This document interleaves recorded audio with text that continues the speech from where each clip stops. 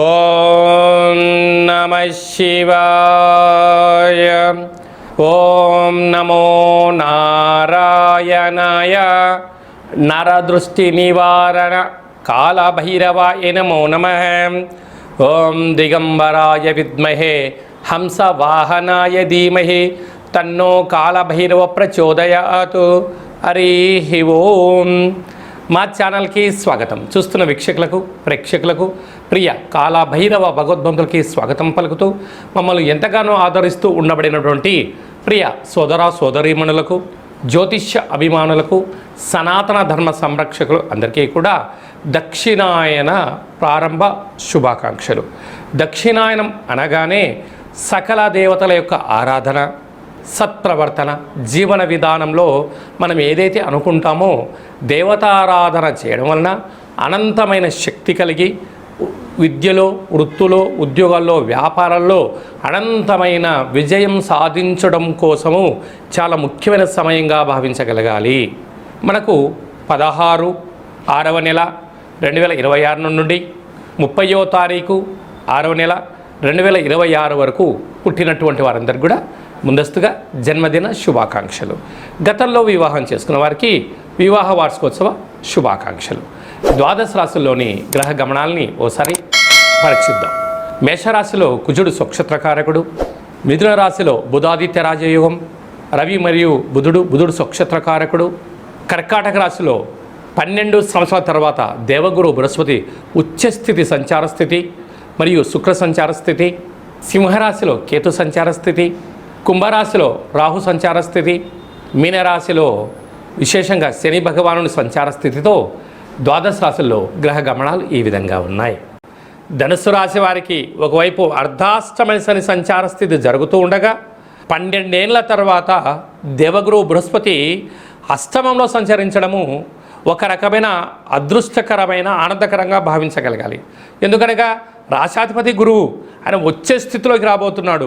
గత 7 ఏళ్లుగా మీరు పడని బాధ లేదు, ఎక్కని ఆఫీస్ మెట్లు లేవు, దిగని ఆలోచన లేదు, చెయ్యని స్నేహాలే లేవు. కానీ ఇప్పుడు వాటన్నిటికీ సువర్ణపు కాలం ప్రారంభమైందని చెప్పి గుర్తుపెట్టుకోగలగాలి. ధనుసు రాశిలో ఏ నక్షత్రాలు వస్తాయి అనగా మూలా నక్షత్రంలోని 4 పాదాలు, పూర్వాషాఢ నక్షత్రంలో 4 పాదాలు, ఉత్తరాషాఢ నక్షత్రంలో 1 పాదం కలిపితే ధనుసు రాశి. రాశాధిపతి దేవగురు బృహస్పతి, వీరికి తృతీయంలో రాహు, అర్ధాష్టమ శని కనుక ఈ రెండు కూడా గ్రహ సంచార స్థితిలో పెద్దగా అనుకూలించవు.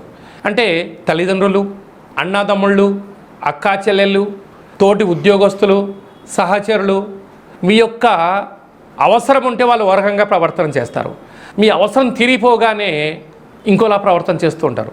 కానీ మీకు నటించడం చేత కాదు. అంటే కారణం ఏమిటి? సహజంగా ఉండాలి, నిజంగా ఉండాలి, ధర్మంగా ఉండాలి అనేటువంటిది మీకుంటుంది. కానీ నవ్యడేస్లో మీరు అలాగా నటించకపోతే కొంతకాలమే వీరితో స్నేహం చేయగలరు. శాశ్వతంగా మీరు ఆధ్యాత్మిక చింతన, సత్ప్రవర్తన, దేవతారాధన, యోగా, ఆసన, మెడిటేషన్ లాంటి వాటిని అలవర్చుకోగలిగినట్లయితే ఈ సమాజం కన్నా ఆత్మ సౌందర్యంతో మీకన్నా అదృష్టవంతులు ఎవరు లేరు అని చెప్పి కూడా గమనించాలి. సంతాన స్థానంలో కుజుడు స్వక్షత్రకారకుడు అయ్యాడు కనుక నూతనంగా వివాహమైన వారికి పుత్రాపుత్రిక సంతాన యోగము, పిల్లల యొక్క చదువులు అభివృద్ధిలో విజయం కలుగుతుంది. సప్తమంలో బుధాదిత్య రాజయోగం, ఉన్నతమైన అదృష్టం మీ సొంతం కాబోతుంది.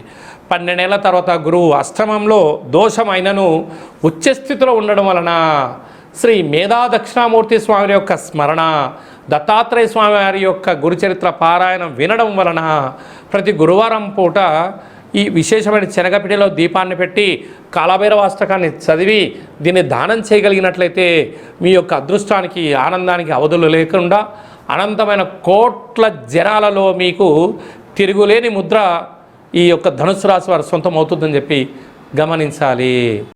16వ తారీఖున మనకు నిజ జ్యేష్ఠ మాస ప్రారంభమవుతుంది.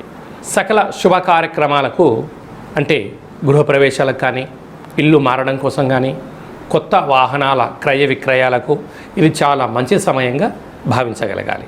అలాగనే మనకు 22వ తారీఖు నుంచి దక్షిణాయన పుణ్యకాల ప్రారంభము.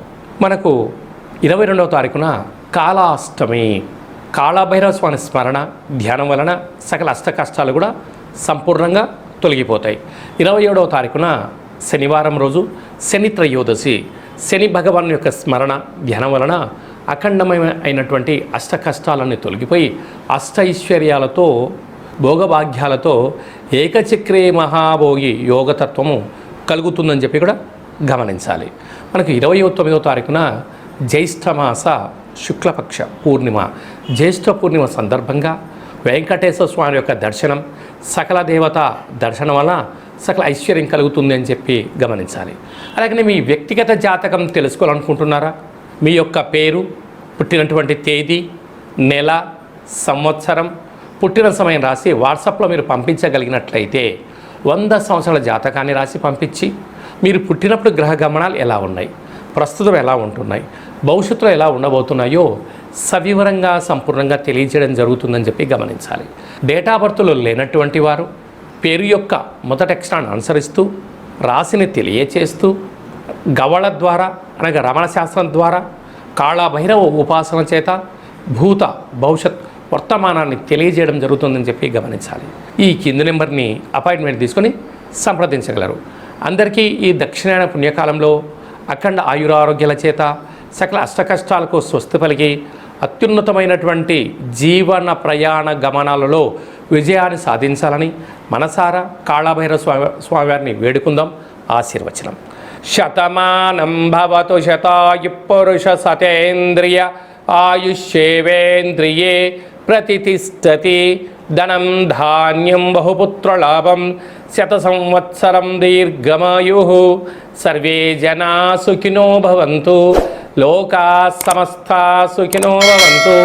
సర్వం కాళభైరవ దేవతార్పణమస్తు. హరి ఓం. ఈ వీడియో మీకు నచ్చినట్టయితే ఈ యొక్క వీడియోను లైక్ చేయండి, షేర్ చేయండి, మా ఛానల్ని సబ్స్క్రైబ్ చేయండి. ఆధ్యాత్మికమైనటువంటి భక్తి సమాచారం కోసం అందరికన్నా ముందుగా మీరు తెలుసుకోవాలి, వినాలి అనుకుంటున్నట్టయితే గంట సింబల్ ప్రెస్ చేసి ఆలన బటన్ కూడా ప్రెస్ చేయండి. ఈ భక్తి సమాచారాన్ని భగవద్బంధులకు, మిత్రులకు, స్నేహితులకు చేరవేసి హిందూ ధర్మాన్ని కాపాడండి.